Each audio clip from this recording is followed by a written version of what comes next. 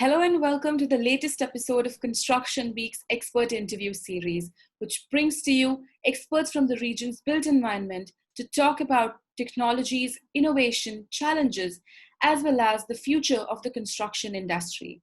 With us today is Raouf Ghali, the CEO of Int'l International, a project and construction management firm listed on the New York Stock Exchange. It's a pleasure to have you on our show, Raouf. Thank you so much for joining. Thank you, and thank you for having me today.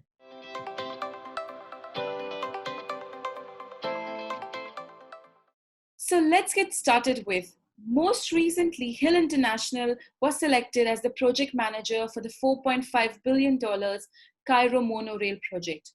What will be Int'l's involvement like, and how is this project going to be different from other transportation projects you worked in the past? Very good question. Well, we are very honored to have been selected for the program and project management, really, all the way through to construction management of the monorail. Monorail in Cairo is going to be the longest monorail in the world.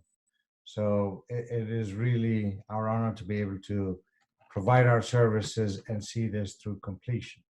As we speak right now, our team, and we had to mobilize immediately. We have about 70 to 80 professionals already on board because contractors are already busy at work with all the foundation works as well as the pillars. So how is it going to be different? It's a very fast track project. It's a completion dates are set. We only have a construction period and a contract period of roughly 36 months to complete this, including testing and design. So it is a very fast project, and we really look forward to seeing it completing. Everything is starting to work quite well. We're rolling stock is being manufactured. Part of our delegation is going to be going to the manufacturing and seeing and making sure that things are progressing on time. So it's bringing, not just supervising the construction, but bringing the whole program together and integrating everything, signalization, rolling stock, and everything. That's really interesting to know.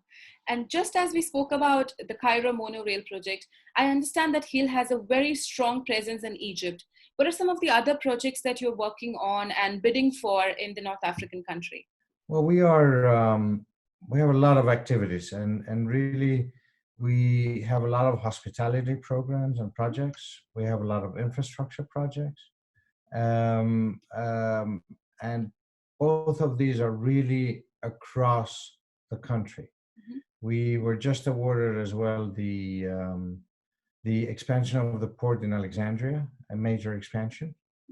So we're working on that, and we will continue seeing flourish up. We are bidding. You talked about bidding. There's a lot of rail projects that are coming up, both in Alexandria and Cairo and in some of the rural parts of the country.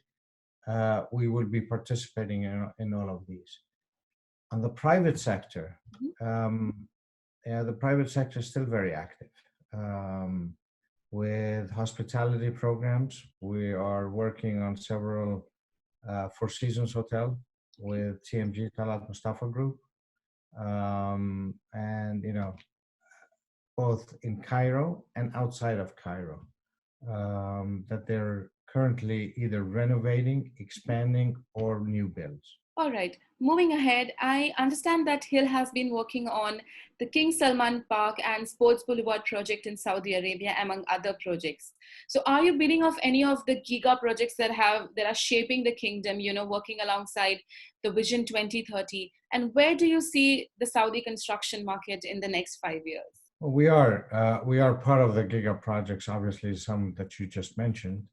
We're also bidding on some of the opportunities are coming up on the Red Sea, together with other firms in joint venture with them.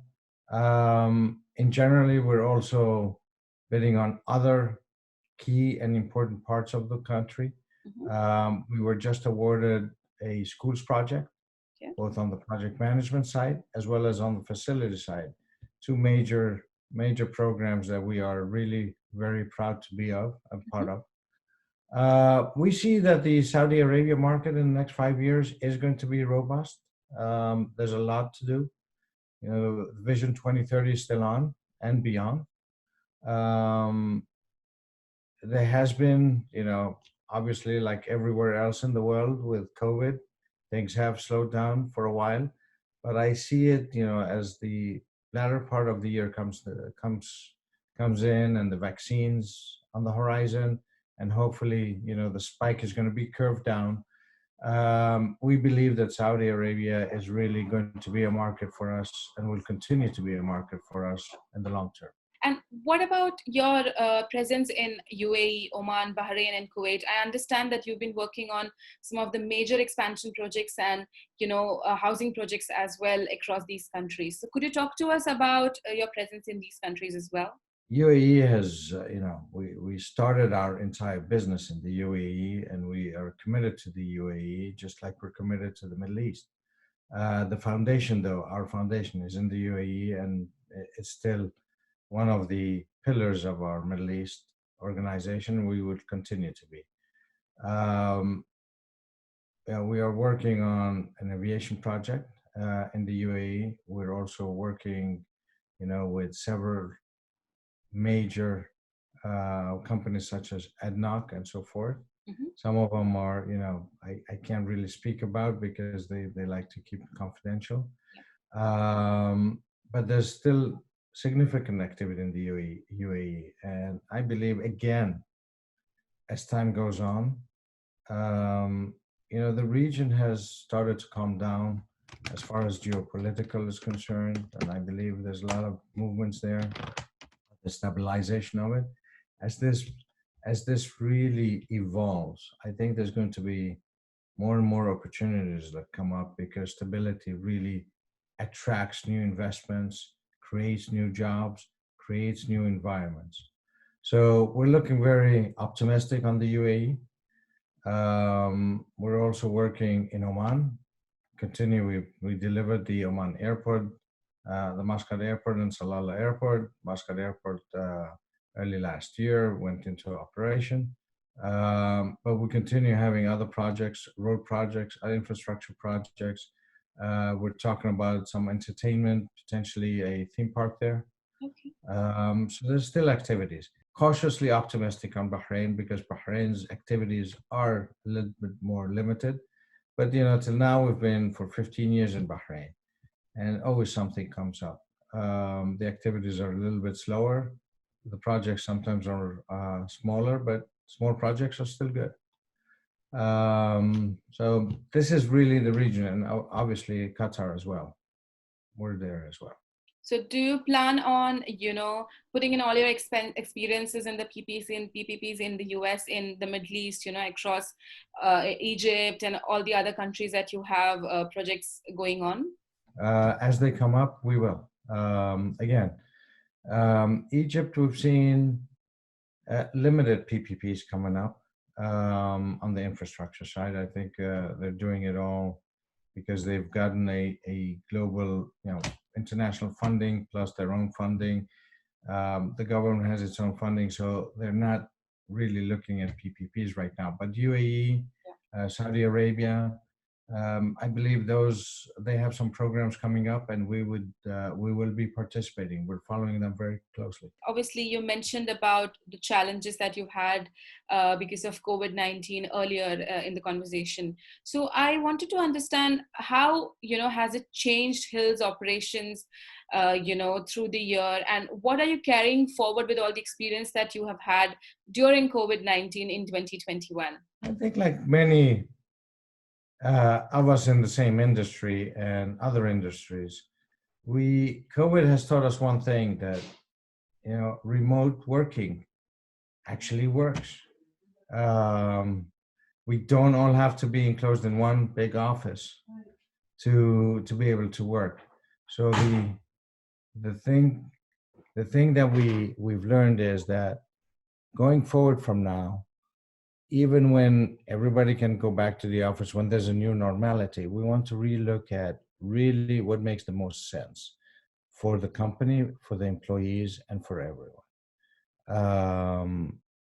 We will relook at reconfiguring some of our offices to have more hoteling spaces, shared spaces, and look at what makes sense, which employees, which activities and responsibilities of our staff make sense to have them partly working remotely, partly coming from the office.